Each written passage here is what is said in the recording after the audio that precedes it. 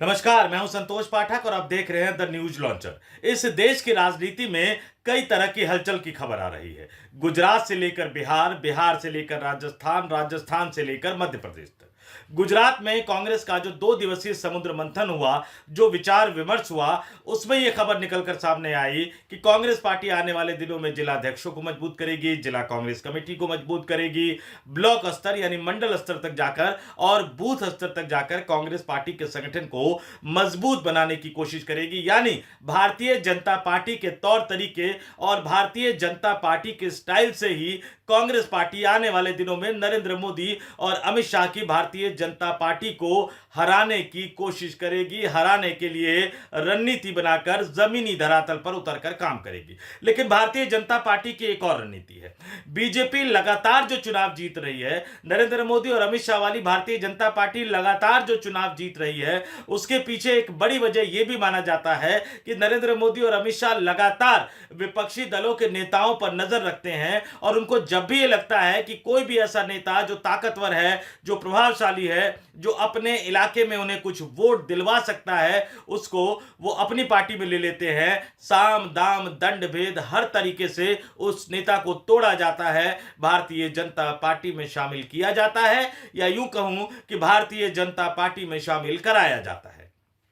कुछ नेता अपने आप चले जाते हैं क्योंकि सत्ता में कौन नहीं रहना चाहता, और कुछ नेता जो थोड़ा सा हिचकते हैं, उनको भारतीय जनता पार्टी अपनी पार्टी में लाने के लिए जांच एजेंसियों का सहारा लेती है। ईडी सीबीआई तो है ही, इस देश के कई राज्यों में हमने देखा। कांग्रेस सत्ता में नहीं है, लेकिन क्या कांग्रेस भी अब भारतीय जनता पार्टी में जो नेता असंतुष्ट है, जो नेता दुखी है, जिन नेताओं का मान सम्मान भारतीय जनता पार्टी में नहीं किया जा रहा है, क्या उनको राहुल गांधी वापस लेगी?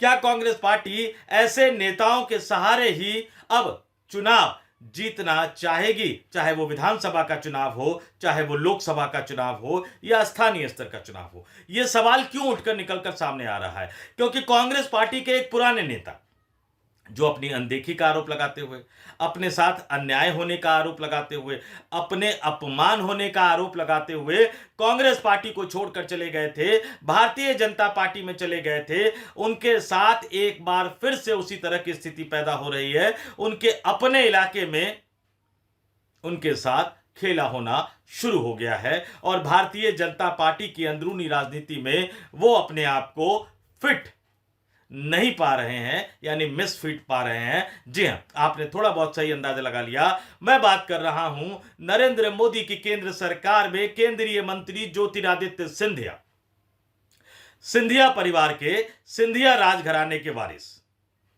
और भारत में कुछ ही राजघराने हैं जो पिछले सैकड़ों सालों से राज कर रहे हैं, और सिंधिया राजघराना पिछले 280 वर्षों से भारत में सत्ता में रहा है। चाहे वो मराठों का दौर हो, चाहे वो मुगलों का दौर हो, चाहे वो अंग्रेजों का दौर हो, और देश की आजादी के बाद जब राजतंत्र खत्म हो गया तो लोकतंत्र में सिंधिया परिवार आ गया। कांग्रेस के शासनकाल में लंबे समय तक वो सत्ता का हिस्सा रहे, सत्ता में भागीदार रहे, और बाद में जब भारतीय जनता पार्टी आ गई तो भारतीय जनता पार्टी में भी सत्ता में एक बड़े नेता के तौर पर सिंधिया राजघराने का कोई न कोई व्यक्ति शामिल रहा है। और आज की तारीख में ज्योतिरादित्य सिंधिया भारतीय जनता पार्टी की केंद्र की नरेंद्र मोदी सरकार में मंत्री है।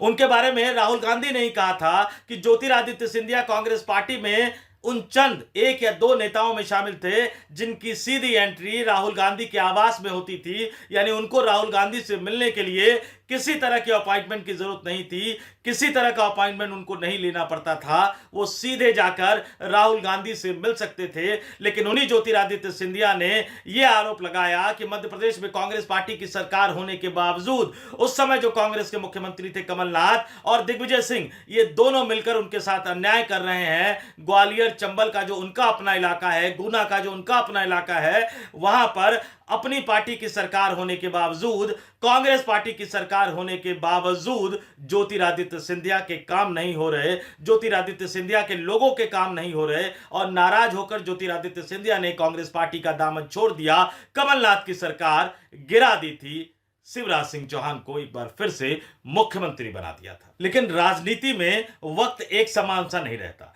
तो तो ज्योतिरादित्य सिंधिया के लिए अब भारतीय जनता पार्टी के अंदर भी एक अजीब तरह के हालात पैदा हो गए हैं। वो अपने ही ग्वालियर और चंबल के इलाके में एक ओवरब्रिज तक का उद्घाटन नहीं कर पा रहे हैं। क्यों?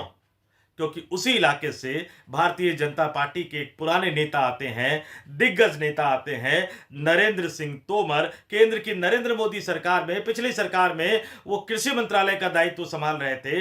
जब किसानों का आंदोलन हुआ था तब आपने उनको किसान संगठनों के साथ बातचीत करते हुए देखा होगा, बातचीत के बाद बयान देते हुए सुना होगा। नरेंद्र सिंह तोमर मध्य प्रदेश में है फिलहाल, और मध्य प्रदेश विधानसभा के अध्यक्ष हैं, मध्य प्रदेश विधानसभा के स्पीकर है, और वो उसी ग्वालियर चंबल के इलाके से आते हैं, जिस ग्वालियर चंबल के इलाके से ज्योतिरादित्य सिंधिया आते हैं। और अब यह बताया जा रहा है कि उस ग्वालियर चंबल के इलाके में किस नेता का वर्चस्व होगा, मध्य प्रदेश के विधानसभा अध्यक्ष नरेंद्र सिंह तोमर का, या केंद्र की नरेंद्र मोदी सरकार में कैबिनेट मंत्री ज्योतिरादित्य सिंधिया का। इसको लेकर लड़ाई शुरू हो गई है, विकास कार्यों पर इसका असर पड़ रहा है। और अब इसका जो ताजा मामला है वो एक ओवरब्रिज का मामला है।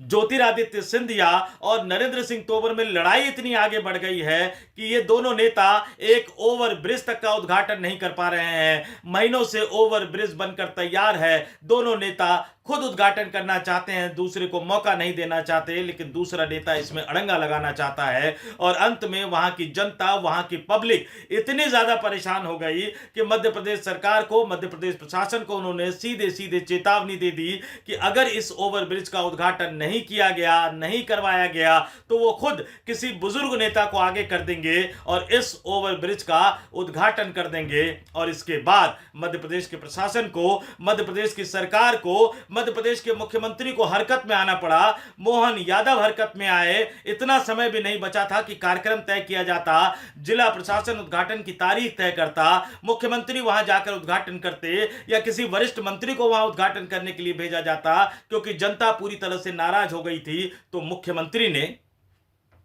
वर्चुअल ही उसका उद्घाटन कर दिया। जी हां, उस ओवरब्रिज का उद्घाटन मुख्यमंत्री मोहन यादव ने वर्चुअल ही कर दिया।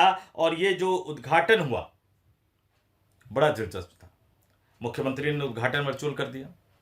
इस उद्घाटन कार्यक्रम में दोनों नेता भी वर्चुअल ही शामिल हुए, ज्योतिरादित्य सिंधिया भी, नरेंद्र सिंह तोमर भी। और ये विवेकानंद नीडम रेलवे ओवरब्रिज का मामला है। यानी एक ओवरब्रिज के उद्घाटन के मसले पर भारतीय जनता पार्टी के दो नेता आमने सामने आ गए, और भारतीय जनता पार्टी के मुख्यमंत्री मोहन यादव इस पूरे मसले पर ज्योतिरादित्य सिंधिया के साथ खड़े नहीं हुए।